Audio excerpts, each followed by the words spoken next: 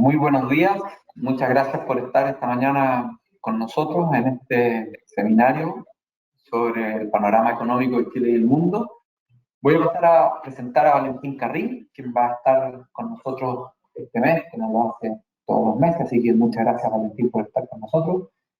Valentín es economista jefe por Latinoamérica del Grupo Principal y ha trabajado con nosotros por mucho tiempo, unos 16, 17 años según mis cálculos.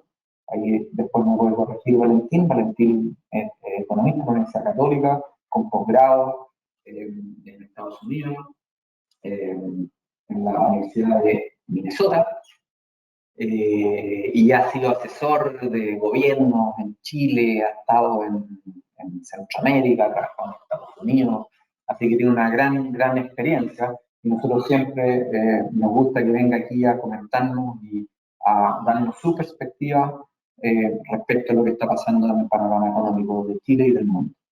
Como esto es una conversación, les recuerdo que por favor al lado derecho de su pantalla hay un signo de pregunta, de interrogación, así que por favor ahí ustedes pinchan y los invitamos a que nos hagan todas las preguntas y después Valentín va a responderlas con toda su experiencia y su conocimiento. Y si hay alguna pregunta que me quieran hacer a mí también respecto a algún otro tema, por supuesto que también estaremos hasta el final de esta conversación, los dos con Valentín para contestarla. Así que muy bienvenidos de nuevo, muchas gracias por estar con nosotros. Y Valentín, por favor, adelante. Muchas gracias, Martín, por tus palabras siempre tan amables. Bueno, como decía Martín, la idea aquí es que sea bien conversado, por lo tanto lo que voy a hacer yo es dar un pequeño resumen de cómo estoy viendo la economía mundial, cómo la estamos viendo. A propósito de esta charla, está saliendo en un día muy conveniente, porque justamente ayer tuvimos la reunión del Comité Económico Global de Principal, donde tenemos personas en distintas áreas del mundo que nos comentan cómo ven, cada uno tiene su sector respectivo. Entonces, tenemos una persona que está en Londres, que ella se encarga de mirar a Europa y a Estados Unidos.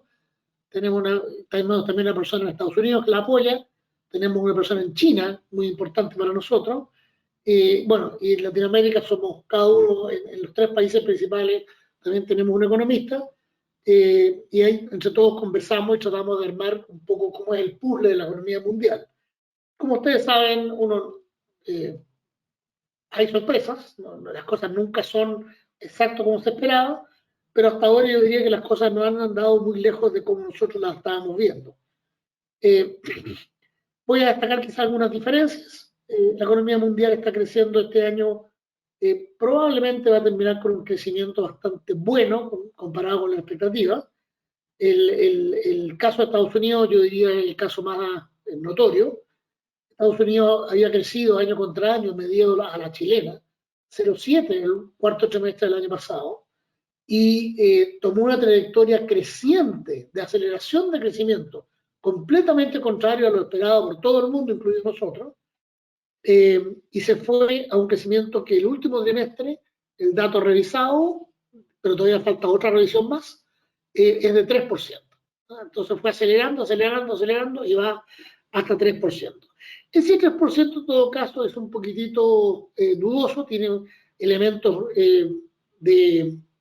que no son sostenibles, como por ejemplo hubo una muy fuerte acumulación de inventarios, los cuales suelen después desacumularse y pegar negativo al PIB. Por lo tanto, el 3% quizás es un poquito excesivo, sin embargo, esa es la realidad que se produjo durante el tercer trimestre. El cuarto trimestre se está proyectando ya una desaceleración relevante, con un crecimiento secuencial de 1,2% medido como lo mide en Estados Unidos, que se transforma.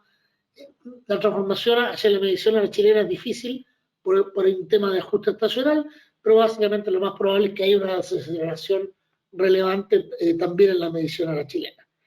La otra cosa que hemos estado traqueando y que dijimos siempre que este año era lo más importante es el tema de la inflación. La inflación en Estados Unidos y en el mundo en general, la verdad, ha venido bajando bastante rápido, se está comportando bastante bien. Salió hace poquito el dato de la inflación que es meta del Federal Reserve, que no es el IPC, es el PCE, una medición más completa de todos los bienes de la economía, y esta bajó a 3% en el total y a 3,5 en la subyacente. La subyacente en general en todos los países elimina energía y algunas otras cosas más, generalmente asociadas con alimentos volátiles, por ejemplo en Chile cosas como los limones o los tomates, y eso lleva a que como la energía ha bajado, porque el precio del cobre está en torno a 71 dólares y medio, las inflaciones totales están menores que las subyacentes, al revés de lo que pasaba hasta hace unos pocos meses atrás. En todo caso, la meta es 2%, todavía queda un poco de camino, y el Federal Reserve, Banco Central de Estados Unidos, ha sido claro en decir que ellos no van a detenerse hasta que estén convencidos de que la meta de 2% tiene una muy buena probabilidad de ocurrencia. Por lo tanto, Estados Unidos este año está cerrándolo bastante bien. Sin embargo, nosotros todavía vemos que va a venir un poquito más de debilidad. Hay varios datos que lo muestran y voy a ir pasando algunas diapositivas. Aquí está la aceleración del PIB que les mostré. Los datos que lo muestran justo salieron ayer, no alcanzó a salir acá, pero ya veníamos viéndolo. Si ustedes se fijan, hay una caída en los empleos disponibles, los puestos de trabajo disponibles, una trayectoria de baja, y el último dato fue muy, muy bajo, 8,7 millones. O sea, hubo una baja muy fuerte en un solo mes de la cantidad de empleos disponibles. También la tasa de desempleo, que llegó a ser 3,5, que es un mínimo de 60 años, ya va subiendo, acercándose al 4%. Por lo tanto, se están viendo las primeras debilidades del mercado laboral. La otra cosa que el Banco Central de Estados Unidos mira bastante, yo lo encuentro menos relevante en esta oportunidad, es que los salarios nominales no crezcan demasiado, porque eso podría presionar la inflación. Eso no está ocurriendo y por lo tanto es una buena noticia desde el punto de vista inflacionario. Obviamente desde el punto de vista de la persona que gana ese salario no es buena noticia, pero la economía suele ser así, las noticias nunca son 100% buenas o 100% malas. La tasa de renuncia está bastante cerca de su estabilidad, en 2,3%, no cambió respecto al mes anterior. La tasa de renuncia normal era 2,1, eso es mensual, y por lo tanto estamos también en nivel estabilizado, igual que las horas laborales trabajadas por semana. Esto tiene un cierto ciclo durante las recesiones. Generalmente las empresas se demoran un poco en recontratar y eso significa que hay un aumento de horas trabajadas durante cuando el ciclo se empieza a recuperar y fue lo que pasó post pandemia. Aquí está la tasa de inflación medida por distintos indicadores. El PCE que les mencioné es el dato nuevo que salió ayer, no alcanzó a estar en este gráfico, pero bajó de 3,4 a 3 la total y la subyacente bajó de 4 a 3,5. Por lo tanto, estamos bastante bien en inflación y también en IPC, aunque como decía antes, queda todavía el último cachito, como diríamos en Chile. Dado esto, y esto es muy importante para nosotros en inversiones, el mercado ha ido ajustando a la baja sus expectativas de la tasa de interés que va a aplicar el Banco Central de Estados Unidos para seguir controlando la inflación. Esta tasa de interés, que hoy día está en torno al 5,3%, ellos tienen un rango, así que no hay un número exacto, ha ido, como digo, la expectativa del verde al azul al negro ha ido bajando, y de hecho ya hay cada vez más personas que piensan que la primera baja tasa podría ser en mayo del año que viene, cuando inicialmente la expectativa era hacia fin de año.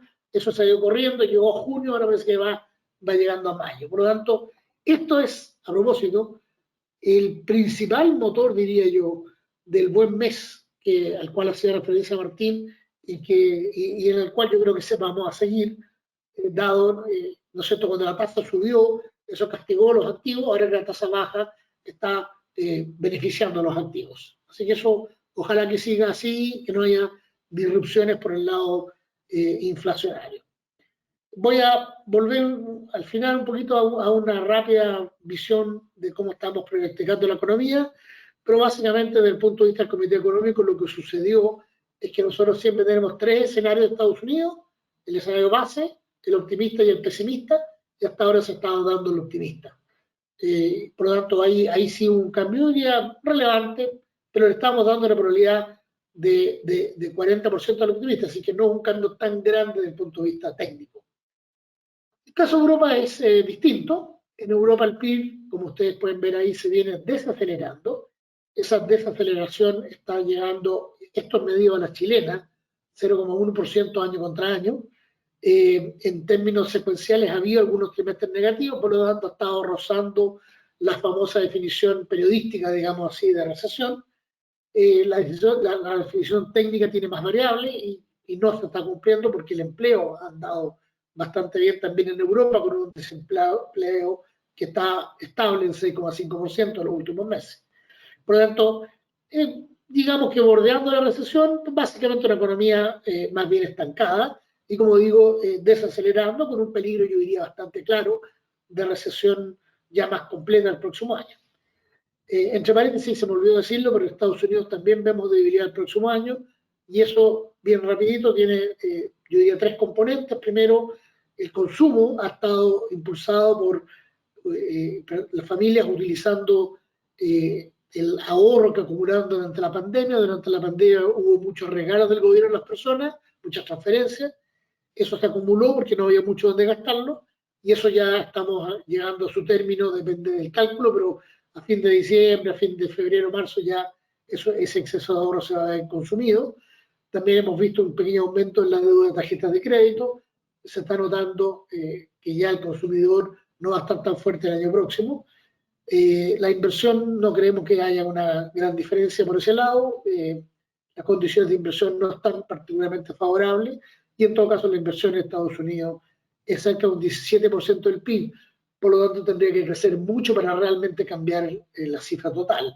Y el gasto de gobierno está creciendo a 4,7%, último dato, y eso es claramente insostenible, incluso en un año eleccionario, en parte porque la Cámara de Diputados está controlada por los republicanos y ellos son la Cámara que controla el gasto fiscal. Por lo tanto, probablemente el impulso de demanda va a estar bastante acotado entre un consumo más moderado, gasto de gobierno que se tiene que desacelerar y una inversión que donde no vemos grandes cambios. Perdón por la pérdida de orden. Volviendo a Europa, la inflación está bajando también muy rápido. De hecho, esto me ha sorprendido a mí brutalmente. La inflación llegó a 2,4%, el dato preliminar de noviembre. Los datos de Estados Unidos, entre paréntesis, eran de octubre. La inflación subyacente, sin embargo, está todavía en 3,6%.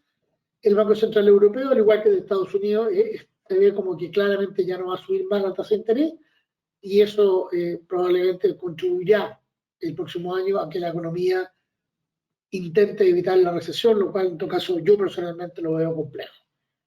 En el caso de China, aquí está la caída de la actividad de Europa y la tasa de interés. Pero eso yo creo que ya el dato nuevo fue tan distinto al dato gráfico que preferí saltármelo. Los PMI están indicando que la manufactura está débil en general en los países desarrollados y los servicios andan mejor. De hecho, salió un buen número para el PMI servicios calculado por el ISM de Estados Unidos ayer. Pasemos a China. En China lo que tenemos es bueno, esto es antiguo, el crecimiento trimestral de 4,9, bastante mejor que lo esperado. Las expectativas son de que, yo lo digo así, China publique un crecimiento de en torno al 5% este año, que era la meta del gobierno, pero yo creo que en realidad no es eso lo que están creciendo. Exportaciones e importaciones cayendo en torno al 6%, no conversan con un PIB que crece tan bien. Además, el 4,9 es un poquito mentiroso porque es una base de comparación bien baja del año anterior. Hubo además una marca negativa en el rating de riesgo de China por varias razones, entre otras el aumento del gasto fiscal. Se pronostica, o el gobierno pronostica un gasto fiscal, un déficit fiscal de 3,8% para el año en curso. Así que China, lo que sí tiene China una gran ventaja es que la inflación es muy baja, incluso demasiado baja. En general, la meta de inflación que los economistas recomendamos es o 2 o 3%. En China la meta es 3%, que es la meta normal de los países emergentes. Sin embargo, estamos en 0,2 negativo de la inflación total y en 0,6, esto para octubre, 0,6 la subyacente, muy lejos de la meta de 3. Eso me dice a mí que China tiene amplio espacio para tratar de impulsar monetariamente la economía y lo han estado haciendo. Ustedes lo ven aquí han ido bajando su tasa de interés de referencia, sin embargo no han logrado que eso se transmita a un impulso más claro en la economía, al menos en mi forma de ver las cosas, que se basa más que nada en datos más confiables que el PIB de China, que lamentablemente cada día es menos confiable. Y una cosa que normalmente no comentamos, porque los tres países que acabo de comentar son más o menos la mitad de la economía mundial, y los otros 180 no cambiamos el rumbo del mundo casi nunca, tendríamos que estar muy alineados, y eso es raro que se dé. Pero un paréntesis para hablar de Asia emergente. En Asia emergente, esto es Asia, básicamente lo que nosotros hacemos acá es tomar los principales países de Asia, quitando China y Japón. Ahí abajo tienen la lista. Estos países han andado bastante bien, han tenido inflación controlada durante todo el periodo, nunca se descontrolaron durante la pandemia y tienen PMIs, incluso manufacturas sobre 50. Disculpen la G que quedó ahí, no sé por qué.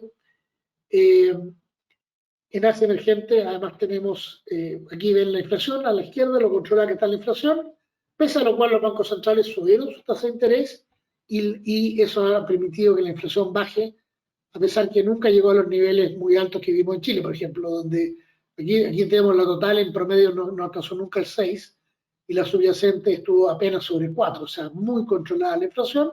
Ellos están volviendo a lo que es sus metas, las metas aquí son entre 3 y 2, así que están ya bastante cerca, y es un sector de la economía donde nosotros consideramos, o yo considero que es bastante buena idea tener parte del portfolio de inversiones. Las materias primas, bueno, aquí hay varias noticias, pero yo diría la principal de todas es el petróleo. El petróleo, aquí no alcanzó a salir en el gráfico, imposible estar justo al día, pero el petróleo hoy día en la mañana se transaba a $71.50, el WTI, que es un precio muy bueno. Aquí lo que tenemos en todo caso son índices, perdón, esto no son los precios. Estamos tomando que a principios de año estuvieran en 102, ¿dónde estarían ahora? El petróleo está un poquito bajo 100, el cobre está en torno a 100. Esta combinación para Chile es buena, básicamente el cobre se ha mantenido y el petróleo está un poquito bajo. Por lo tanto, una moderadamente buena combinación para Chile. La actividad económica en Latinoamérica ya se recuperó y está creciendo a ritmos más normales post pandemia. El país que habría que destacar es México, con un crecimiento sobre el 3%, que lo está haciendo muy bien. Obviamente México está beneficiado por lo bien que anda Estados Unidos y también porque la disputa geopolítica entre China y Estados Unidos le ha traído bastante mayor interés a México. Empresas que quizás antes hubieran producido en China y exportado a Estados Unidos están prefiriendo instalarse ahora en México, particularmente en el norte de México. Tesla fue un caso famoso, pero hay muchos más. La inflación ha sido bastante controlada en todos los países excepto Colombia, y voy a hablar más en detalle de la de Chile, pero lo principal, lejos para el fondo, por ejemplo, latinoamericano, es lo que está pasando en Brasil, que es muy bueno, y lo que está pasando en México, que es también muy bueno. Colombia, por ahí arriba, no es un gran problema, la inversión en Colombia es un porcentaje muy pequeño del fondo. Los bancos centrales controlando la inflación, aquí no hay grandes novedades, pero la baja de tasas ya empezó y fuimos de los primeros en el mundo en bajar las tasas. Destaca México, que todavía no la baja. El Banco Central de México ha mostrado una notable independencia y eso es muy bueno desde el punto de vista de calidad institucional. Los CDS reflejan lo que digo, el riesgo de Latinoamérica nunca se disparó y eso es bien interesante considerando un año complejo, como decía Martín. Generalmente cuando hay años complejos, el riesgo de Latinoamérica, sobre todo de los más riesgosos, se iba a 500 puntos y más. La verdad es que ha estado bastante controlado, pese a algunas bajas de clasificación de riesgo que hemos tenido, incluyendo acá en Chile la importante baja de Codelco recientemente. Pues bien, aterricemos en Chile, con esto termino. Así que por favor tengan hartas preguntas para que sea entretenida la conversa al final. El IMASEC, medido como siempre lo medimos, tiene una fluctuación muy buena en el último mes. Sin embargo, eso se debe totalmente al 1% de crecimiento del IMASEC no minero. El IMASEC minero estuvo bastante débil. A mí me gusta mirarlo en el gráfico del nivel. El IMASEC es un volumen de actividad económica, es un flujo, y ese flujo ha estado estático y yo diría, uno podría decir que está en una trayectoria leve decreciente desde noviembre del 2021, que fue el máximo. Este es el nivel del flujo ajustado por estacionalidad. Por lo tanto, en teoría yo puedo comparar todos los meses y como ustedes pueden ver ahí hay una pequeña tendencia. Sin embargo, en el título puse, ¿habrá cambio de tendencia? ¿Esto por qué? Porque los últimos meses ha estado más bien plano, como ustedes pueden ver aquí. Los últimos meses ha sido bastante plano y esta más cambió un poco, pero no mucho, con los nuevos, el recálculo que hizo el Banco Central del IMASEC en el momento de publicar el PIB. Por lo tanto, hoy en día, más que nada por el cambio de las cifras pasadas, la predicción del PIB de este año está en torno al 0%, de parte de la mayor parte de los economistas. En particular, yo tengo menos 0,1, o sea, no me diferencio del promedio. Y eso tiene que ver con que esta tendencia de estancamiento que estamos teniendo últimamente no le veo que vaya a cambiar a corto o incluso mediano plazo.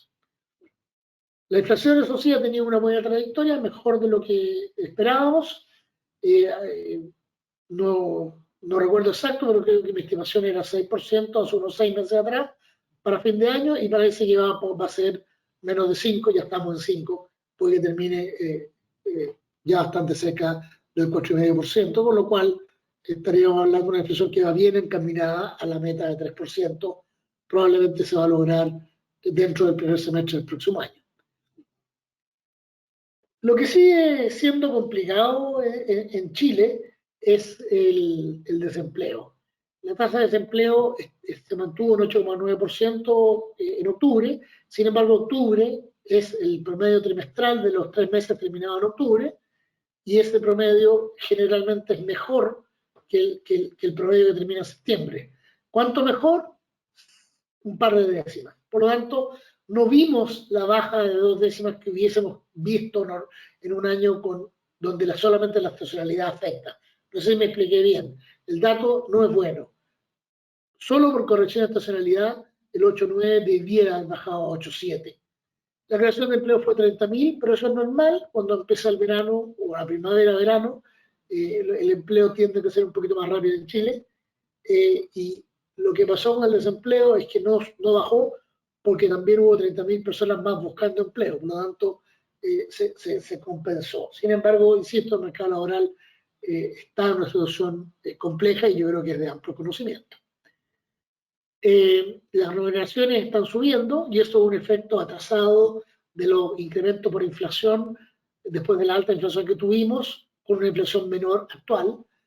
No creo yo que sea el motivo de que el mercado laboral está muy apretado y las empresas están luchando por conseguir trabajadores y pagando más para atraerlos. Antes de ir a las preguntas, quisiera terminar con una pequeña mirada rápida a la economía mundial para el próximo año y la chilena. En el mundo, lo que yo opino, al menos lo que estoy viendo y conversando con el Comité Económico, es una economía donde Estados Unidos se desacelera, donde Europa también probablemente se desacelere, lo cual implicaría en ese caso recesión, y donde China probablemente también se va a desacelerar, es decir, estamos hablando de un crecimiento mundial que baja de algo así como 3% este año, quizás un 2%. Asia emergente muy bien y sigue bien, India, Tailandia, Singapur, Malasia, todos esos países andando muy bien. Algunos países en particular también andando bien, en el caso de, por ejemplo, quizá Australia. Y Latinoamérica yo diría que destaca por un par de razones. Lo primero, estamos teniendo un muy buen crecimiento en México. En Brasil acaba de salir el PIB con un crecimiento del 2%, desaceleró el tercer trimestre respecto al 3 anterior, pero todavía es bastante bueno. Y Chile. En el caso de Chile, yo veo que el próximo año tenemos algunos motivos de optimismo. Como dije antes, el ajuste monetario está terminándose, la tasa de interés viene a la baja y eso es positivo no solamente para los precios de los activos, también es positivo para la actividad económica. Nosotros tenemos una situación donde el PIB potencial probablemente es un poco bajo 2%, y por lo tanto, dada la política monetaria más expansiva o menos contractiva el próximo año, cierta recuperación de consumo, la inversión probablemente va a seguir débil y el gasto del gobierno también debiera desacelerarse porque viene un poquito rápido, todo sumando y restando y como digo, con un bastante buen escenario externo por ahora en términos de precios, de cobre y petróleo. Yo estoy viendo un PIB que crece 1,5 el próximo año. En el caso de Chile, un poquito por debajo, pero no demasiado diferente al crecimiento mundial. En ese escenario, yo pensaría que el tema de mercados bursátiles debiera ser relativamente favorable. Tasas de interés general a la baja y crecimiento razonable. Yo creo que es un escenario no espectacular, pero bastante bueno, diría yo, para los activos. Así que lo dejo hasta ahí y feliz, por supuesto, de junto con Martín contestar las preguntas, porque a veces algunas preguntas son más dirigidas a la AFP en particular. Don Martín. Bueno, muy bien, muchas gracias, Valentín. Mira, me puse estos audífonos porque me dijeron que no estaba sonando bien mi micrófono, así que ¿tú me puedes confirmar que ahora se escuche bien? Yo lo escucho mucho mejor ahora, sí. Ah, ya, muy bien, muchas gracias. Funcionó entonces el arreglo técnico del equipo. Oye, muchas gracias, Valentín, súper interesante, y muchas gracias a todos los que nos han mandado preguntas. La verdad es que están súper buenas. Por si acaso buenas, Valentín, significa que son difíciles para ti, ¿ah? Así que Lo entiendo. vamos a ver cómo nos va. Así que voy a ir yo haciéndote las preguntas y tú amablemente nos contestas, como siempre lo hacemos. Partamos por algunas cosas de los fondos de pensiones, ¿ya? Pregunta, por su influencia en el fondo A, ¿cuál es la proyección del dólar para el año 2024? Yo sé que algo comentaste, pero vamos ahí si es que hay más comentarios al respecto. Sí, esta pregunta suele estar siempre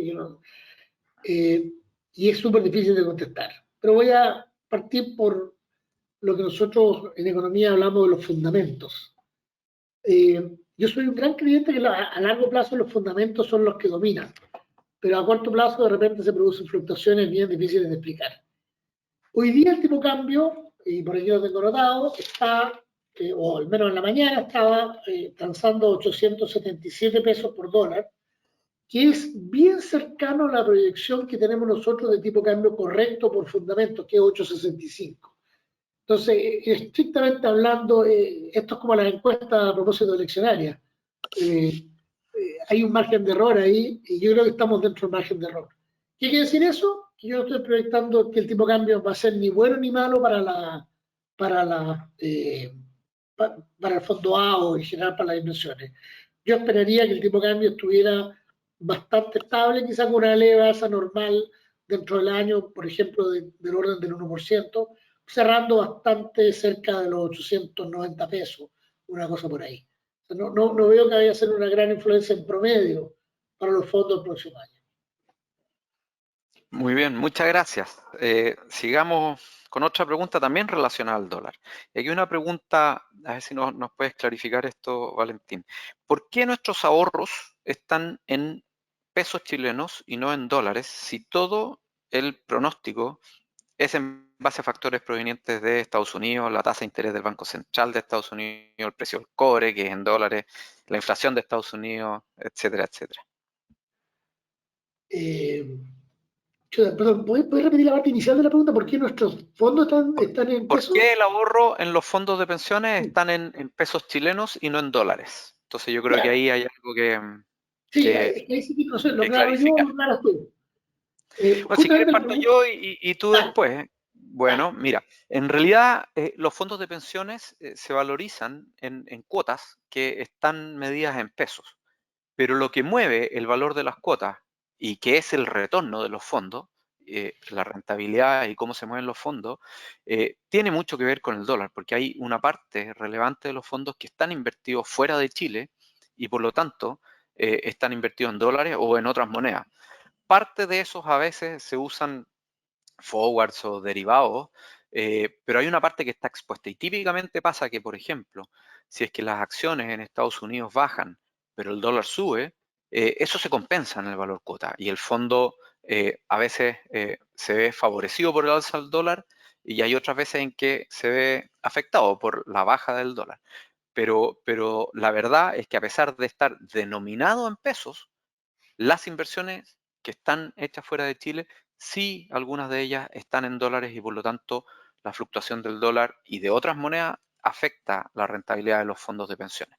Eso se da en mayor medida en el fondo A, que como saben tiene mayor inversión en renta variable y en inversiones fuera de Chile, y se da en poquísima medida en el fondo E, que es un fondo que está diseñado para calzarse con las pensiones y por lo tanto está mayoritariamente invertido en bonos en UF y que son en Chile. O sea, al fondo E el tipo de cambio le afecta muy poquito, al fondo A sí le afecta bastante. No sé si quieres agregar algo, Valentina, a eso. No, mira, súper bueno. Quizás nomás mencionar que al final del día, el dólar, por supuesto que es la moneda dominante mundial y es la más importante. Sin embargo, nosotros vivimos en pesos. Entonces, al final, lo que le importa más, yo diría, al grueso, no quiero decir todo, pero al menos al grueso de nuestros afiliados, es el peso chileno. Así que, y por eso se expresa en pesos, pero como bien decía Martín, está invertido en muchas monedas, dentro de las cuales el dólar es lejos la más importante. Así es. Uh-huh. Otra pregunta con los fondos de pensiones, antes que pasemos a preguntas más de la economía misma. Dice, ¿cuánto podría durar el buen desempeño del fondo E del último mes? ¿Recomendarías permanecer en ese fondo, Valentín? Estas son siempre preguntas delicadas porque lo que nosotros recomendamos en general es elegir un fondo correcto y mantenerlo. En general, las personas que se cambian de fondo, y eso lo hemos medido más de una vez, o lo ha medido Cupro en realidad más de una vez, eh, no, no tienen rentabilidades mejores, tienden a tener incluso rentabilidades peores. Pero dicho eso, yo espero que el fondo E el próximo año tenga un año bastante razonablemente bueno. Como vimos, las tasas de interés están bajando en prácticamente todo el mundo. Yo les mostré Estados Unidos, no les mostré Europa, pero también en la expectativa. China sería una diferencia, están bajando en todo el resto de Asia, excepto Japón y China, están bajando en toda Latinoamérica. Por lo tanto, uno debería esperar que ese fondo en promedio ande bastante bien. No creo que se pueda repetir un mes así muy espectacular porque el mercado ya anticipa la baja de tasa y las tasas más largas están ya un poco más bajas, anticipando la baja en las tasas de interés de corto plazo. Sin embargo, yo diría que las condiciones de producción son buenas para el fondo E. El fondo E a veces, por ejemplo, se castiga cuando el crecimiento mundial es muy alto y los mercados empiezan a anticipar alzas de tasa. Eso no lo es. Es un buen fondo, pero insisto, lo más importante es mantenerse en el fondo que es el ideal para mis características de edad, familiares y todo lo demás. Por ejemplo, yo ya estoy cerca de jubilarme y tengo una tendencia a irme a fondos más conservadores. Súper, muchas gracias. Yo quizás complementaría eso, el fondo E que ha provocado mucha preocupación con el mal retorno que tuvo en este periodo último, con la excepción de este mes en que tuvo una gran recuperación. El fondo E solía ser muy parejito y subía poco, pero había una crisis, no sé, por la crisis subprime y el fondo E casi no se movía. Porque se movía de acuerdo a las tasas y las tasas solían mantenerse sin tanta volatilidad. Pero cuando las tasas bajaron a niveles cero, incluso negativos, el efecto que eso tuvo es que tuvo impacto en la volatilidad de las tasas, muy fuerte. Pequeños movimientos de tasa implicaban mucha variabilidad en el retorno de las inversiones en renta fija. Y eso empezó a afectar al fondo E con mucha volatilidad y el fondo E tuvo un alza muy fuerte en algunos años, llegó a subir 20% un año, algo que es anómalo para el fondo E, y después corrigió hacia abajo. Esperamos que ahora, efectivamente, con un nivel de tasas que se mantenga un poquito más estable, no en cero, sino que más arriba de cero, el fondo E, ojalá, y estamos tratando y trabajando para eso, recupere su estabilidad y que da una mucho mejor, digamos, sensación o realidad de un fondo que es menos riesgoso de acuerdo a toda la historia, salvo este último periodo en que ha tenido mucha volatilidad. Así que muy importante lo que va a pasar con las tasas hacia adelante y el impacto que eso tiene en el fondo E. Pregunta, Valentín, ¿en qué invierten los fondos de pensiones chilenos? ¿Y no se puede invertir en algo que no tenga rentabilidad negativa, es decir, que nunca pierda?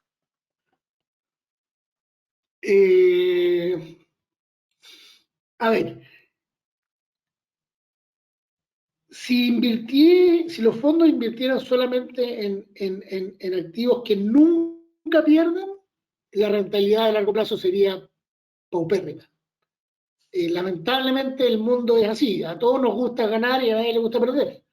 Por lo tanto, los pocos activos que básicamente no bajan nunca, entre comillas, porque igual es difícil, pero están súper demandados, entonces son carísimos. Y al ser carísimos, la rentabilidad que entregan es baja. Piénsenlo como comprarse, no sé, un departamento en Manhattan.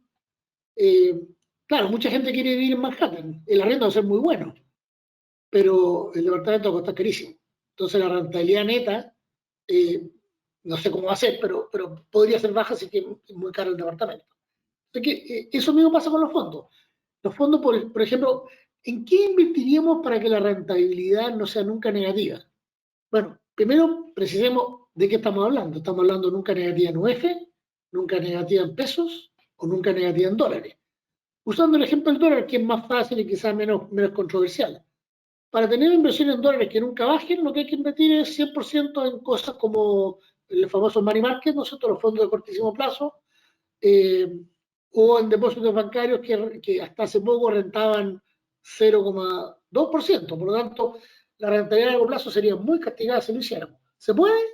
Sí, en términos de dólares probablemente se podría casi nunca perder. Hubo una ocasión en la crisis subprime que los fondos money market perdieron, pero en general casi nunca pierden.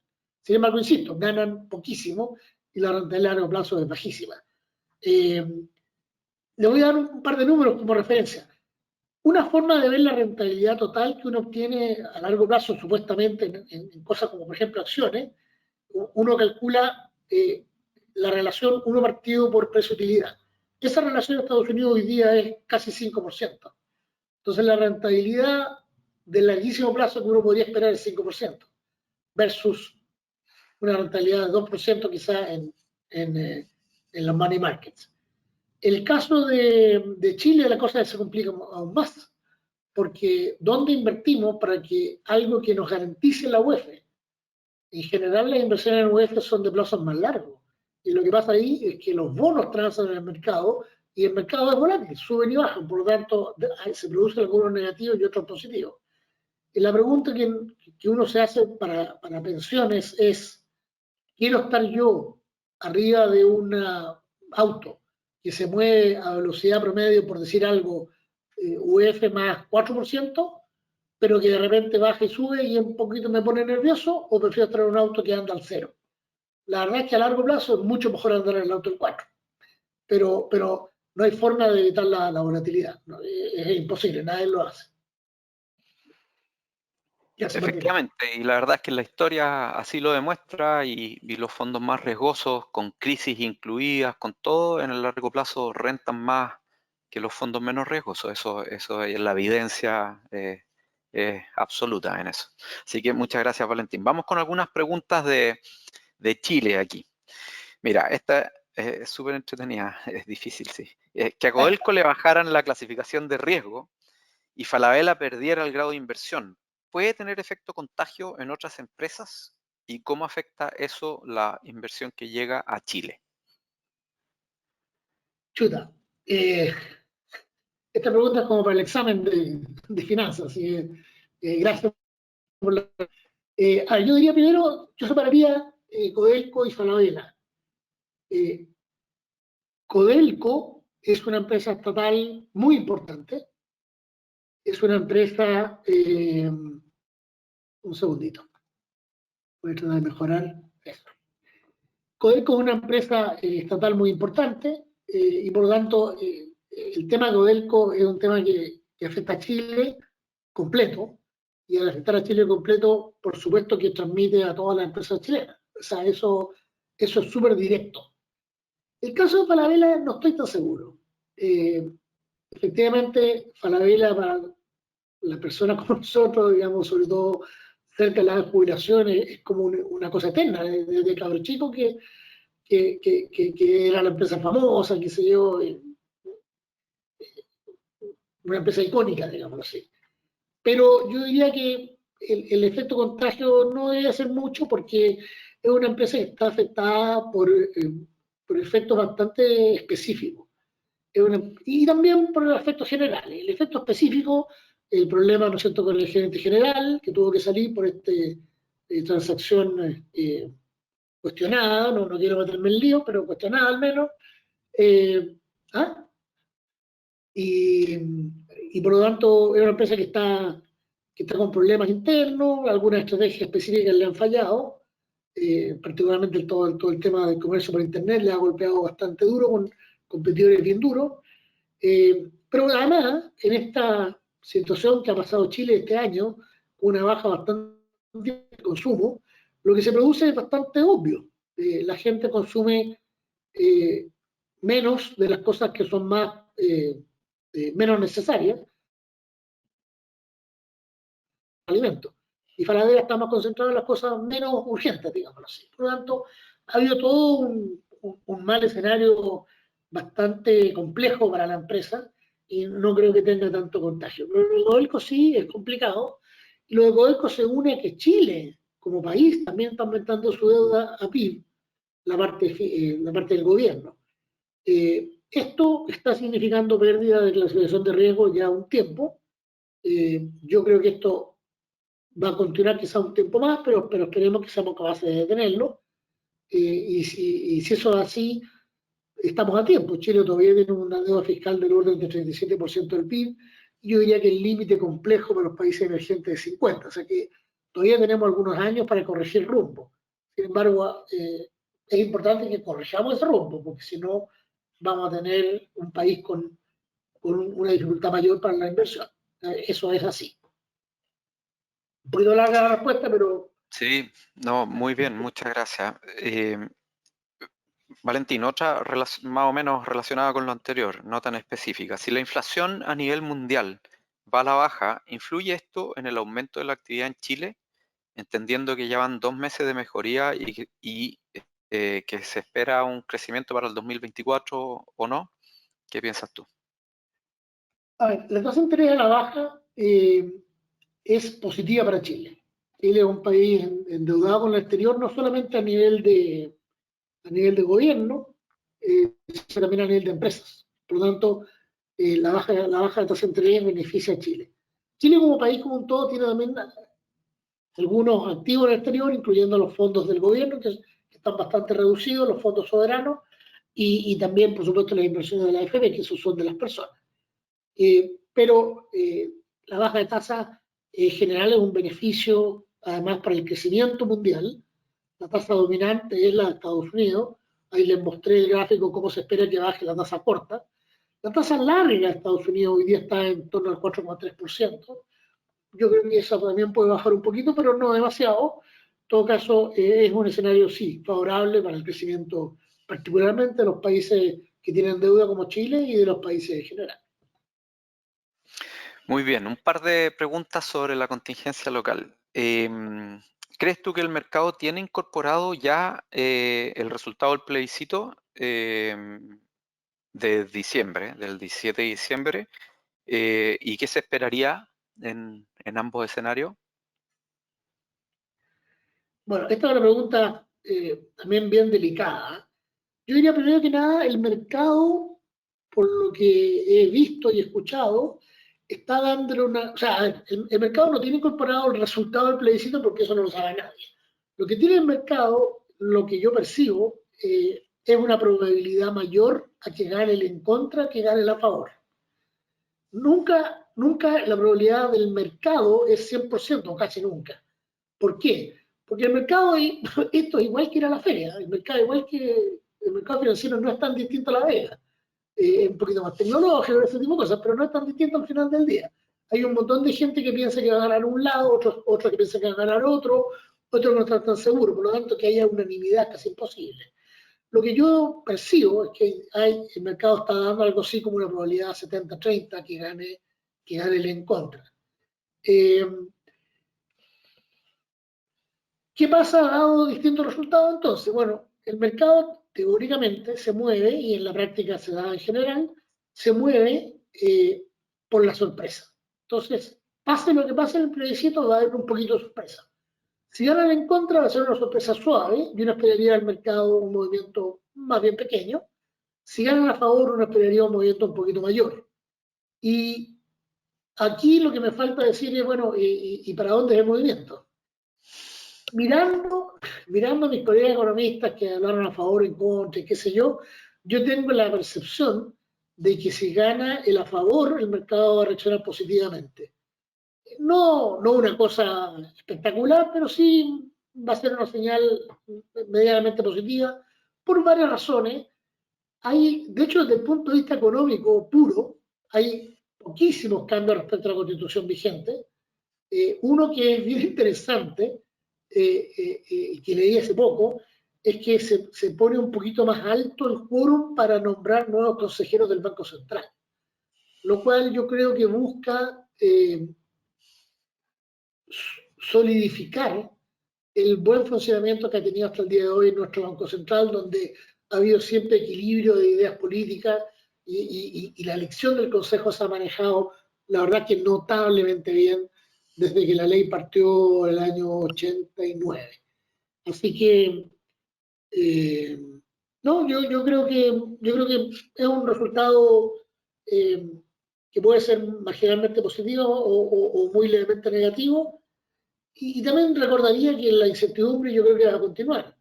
Si sale el en contra, yo tengo la sensación que quizás no inmediatamente, pero al poco andar van a haber nuevas intenciones de modificar la constitución, ya sea a través de usar los quórums más bajos o a través de un nuevo proceso.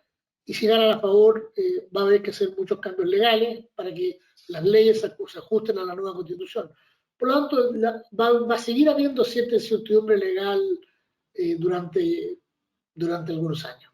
No sé, Martín, si me Sí. extralimité, pero... No, está bien, y yo creo que al final, dado que nosotros invertimos los ahorros de los afiliados en el largo plazo, efectivamente el largo plazo va a depender de esa incertidumbre, cómo se resuelva y de la capacidad que tengamos como país de hacer los cambios estructurales que se necesiten hacer para recuperar el crecimiento. Y eso parece que depende más de otras cosas que tanto de la Constitución. Habría que ver cuál de los dos, si la actual o la propuesta, facilita esas dos cosas. Yo creo que eso es un poco la decisión en lo que a economía depende. Oye, la última sobre Chile y después pasamos a otros temas. Tenemos una cantidad de preguntas y igual vamos a tratar de ajustarnos a la hora que tenemos. China. ¿El menor crecimiento en China afecta algún mercado exportador en Chile en particular? ¿O el mercado exportador en Chile en particular? ¿Es mucho el impacto que puede tener? Sí, nosotros exportamos muchas cosas a China, desde vino, por supuesto, el mayor demandante de cobre mundial.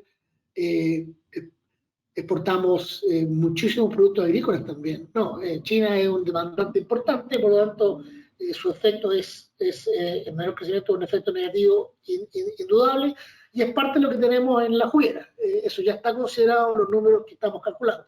Si China anduviera creciendo de verdad al 5 o al 6 o al 7 o más, como lo hacía antes, probablemente Chile podría andar mucho mejor el próximo año. Súper.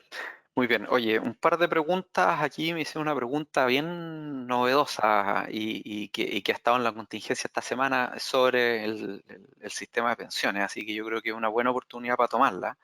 Y preguntan si estamos de acuerdo con el estudio que publicó David Bravo en cuanto a que las tasas de reemplazo de las pensiones que pagan las AFP están en el rango de las pensiones de los países OCDE. Y la verdad es que yo, más que estar de acuerdo o en desacuerdo con el estudio, porque yo no lo hice, no sé si los cálculos están buenos, sé que David Bravo es muy, tiene muy buena reputación, es muy técnica siempre su mirada y tiene siempre sus trabajos son muy serios y contribuyen mucho a la discusión. Yo creo que esa es la intención de él. Lo interesante de los resultados, yo diría, y del estudio de David Bravo son dos cosas. Primero, que usó datos que no se habían usado antes. Y ahí él hizo un esfuerzo en conjunto con la Asociación de FP muy grande de juntar datos históricos desde el año 81 y poder tener de verdad un diagnóstico relevante del sistema de pensiones en cuanto a sus tasas de reemplazo. La polémica está un poquito por si la tasa de reemplazo, que es el monto de la pensión dividido por el ingreso, y aquí la polémica está en qué ingreso se usa, porque el monto de la pensión uno lo puede estimar, pero ¿qué ingreso se usa? ¿El ingreso del último mes, el ingreso del último año, los últimos 10 años, o lo que usó David Bravo, que es el ingreso promedio de toda la vida laboral de la persona, de cada una de las personas? Entonces, yo diría que más que tener que estar de acuerdo con cuál es la medición correcta, lo que uno tiene que entender es para qué sirve cada una de estas mediciones. Si uno quiere saber cuánto va a ser el efecto en la calidad de vida de las personas respecto a su calidad de vida cuando están trabajando en sus últimos años antes de jubilarse y cuál va a ser su calidad de vida en la jubilación, probablemente lo más relevante es mirar unas tasas de reemplazo considerando los ingresos de los últimos 10 años. Pero si nosotros queremos entender un mejor diagnóstico del sistema de pensiones, el por qué las pensiones son bajas, cuáles son las causas reales de por qué las pensiones son bajas, el estudio de David Bravo me parece a mí que es lo más correcto, porque lo que hace él es mirar a lo largo de toda la vida laboral de cada una de las personas y comparar qué es lo que pasó ahí con el monto de la pensión. Al final, eso permite identificar que en realidad las causas de las bajas pensiones no tienen que ver con la capacidad de tomar este ahorro, invertirlo correctamente y transformarlo en un monto de pensión. Eso funciona bien. Y el diagnóstico tiene que ver más bien con las lagunas previsionales, con lo bajo de las tasas de cotización, con la poca formalidad del empleo, que son cosas que tienen que ver más con el mercado laboral que con la estructura del sistema de pensiones propiamente tal. Entonces, dependiendo de lo que uno quiera entender, es si la tasa de reemplazo que dice David Bravo es la que hay que usar o la que ha usado el gobierno para algunas otras cosas. Lo importante es no mezclar y no confundirse en estas cosas. Así que, en todo caso, bienvenidos los estudios técnicos y serios porque ayudan a identificar las causas y ojalá ayuden a causar los cambios y las mejoras que se requiere hacer en el sistema de pensiones, porque en Cuprum estamos de acuerdo en que hay que hacerle cambios y mejoras al sistema, pero tienen que partir de la situación real, de los verdaderos problemas que tenemos, y no a la ideología o discusiones políticas. Así que ese es un tema súper relevante que está hoy día. Hay otra pregunta que tiene que ver con ¿cuál es la razón de que un cotizante no pueda tener sus fondos invertidos en el fondo A siempre? Y la verdad es que el sistema de pensiones lo que hace es tratar de cuidar que todas las personas hagan un esfuerzo en su vida laboral para poder financiar la pensión que van a tener en el momento en que ya no puedan trabajar, ya no puedan generar ingresos. Y eso es una preocupación de política pública.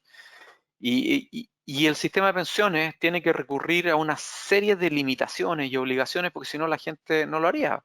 La conducta, el estudio de la conducta muestra que la gran mayoría, no todos obviamente, pero la gran mayoría de las personas tiene una preferencia por el consumo presente por sobre el ahorro que va a dar posibilidades de consumo en el futuro. Y eso es un gran problema. Por eso es que los sistemas de pensiones todos tienen obligación de ahorrar. Y además tienen ciertas limitaciones para que la gente no corra un riesgo desmedido a partir de cierto momento, típicamente cuando ya están cerca de la edad de jubilación. Y por lo tanto, estar en el fondo A, cuando una persona ya está cerca de la edad de jubilación, puede producir un descalce entre los ahorros y el monto de la pensión. En cambio, si alguien está en los fondos D o E, esos fondos están preparados, están invertidos mayoritariamente en UF y por lo tanto tienen cierta correlación con el monto de la pensión. Si la tasa sube, el saldo del fondo puede bajar, pero el monto de la pensión va a subir porque la tasa subió. Y si pasa al revés, si la tasa baja, el saldo del fondo va a subir por un retorno positivo, pero la tasa de pensión va a ser más baja y por lo tanto el monto de la pensión también se va a mantener más o menos estable. Así debiera funcionar. Para eso está construido y ese es el motivo por el cual para personas que están cerca de la edad de jubilación, la política pública trata de protegerlos de que tomen una mala decisión, asuman un riesgo desmedido y por lo tanto tengan un problema. Ahora, eso corre para los ahorros obligatorios. Para los ahorros voluntarios, nosotros siempre lo que recomendamos es que cada uno tiene que ver su horizonte de inversión, la dependencia de esos ahorros, para qué los quiere usar, si está dispuesto o no a incurrir en más riesgo al tomar esa decisión de inversión, y por supuesto que el apetito por riesgo, que ya tiene que ver con las características personales. Entonces, suele haber personas, a mí me toca a veces, que dicen, no, si yo soy súper arriesgado, pero hay un mes de retorno negativo, y se ponen muy nerviosos, duermen mal. Entonces, esas son personas que típicamente no tienen que estar en fondos más arriesgados con sus ahorros, incluso aquellos ahorros voluntarios. Así que eso es algo. Estamos a punto de terminar el tiempo, pero creo que podemos tomar una última pregunta, Valentín, si te parece. ¿Y qué te parece si es que nos metemos a la contingencia bien dura? ¿Ya? Si cayeran las ISAPRES, sumado a la integración vertical con las clínicas y las deudas que se mantienen con los bancos, etcétera, ¿crees tú que habría un efecto contagio para la economía? Sin duda, sin duda. No, una caída de la ISAPRE es un problema mayúsculo. Porque todas estas cosas uno puede pensar en un mundo de ajuste muy rápido, muy ideal, donde al final las cosas, de alguna manera la gente busca la forma de corregirlas, pero el shock transitorio, que podría durar años, es un shock muy violento, porque cambia el financiamiento vigente, hay que pensar cuál es el nuevo financiamiento, no, yo creo que sería un shock fuertísimo. Esto afectaría además a un porcentaje muy grande de la población eh, y, así que no, es muy difícil calcular un número de cuánto sería el efecto en el PIB, pero yo diría, si las ISAPRES caen de manera abrupta y tenemos toda una disrupción en algo además tan delicado como la salud, que afecta a todos, porque si todos tenemos inseguridad de salud, eso yo creo que afecta a todos los mercados. Eh, yo diría que no es loco pensar que el PIB podría caer 2% el próximo año, por ejemplo. O sea, realmente sería un shock durísimo. Pero insisto, es imposible calcular un número preciso. Lo que sí en números precisos, el otro día me mostraba un estudio que encontraba que el ingreso del personal del área médica caería 60%. O sea, piensen ustedes lo que pasaría con eso. Sería muy complicado. Bueno, muy bien. Muchas gracias, Valentín. La verdad es que ha sido súper interesante. Preguntas al hueso y muy, muy contingentes, además. Así que muchas gracias, como siempre. Muy interesante, Valentín. Yo les quiero agradecer a todos ustedes por la participación hoy día, por todas las preguntas que nos hicieron llegar. Muchas gracias. Siempre la invitación es a estar en conexión directa con sus ahorros previsionales, sus ahorros voluntarios. Los invito a usar nuestra app, nuestra página web.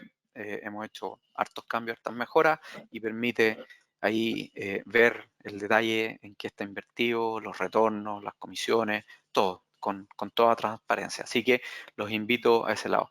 Estamos terminando ya el año, este es nuestro último seminario este año, así que aprovecho de desearles a todos una muy feliz Navidad y que tengan un buen cierre de año a todos. Muchas gracias por acompañarnos en estas actividades. Y a ti también, por supuesto, Valentín, que tenga un excelente mes de diciembre.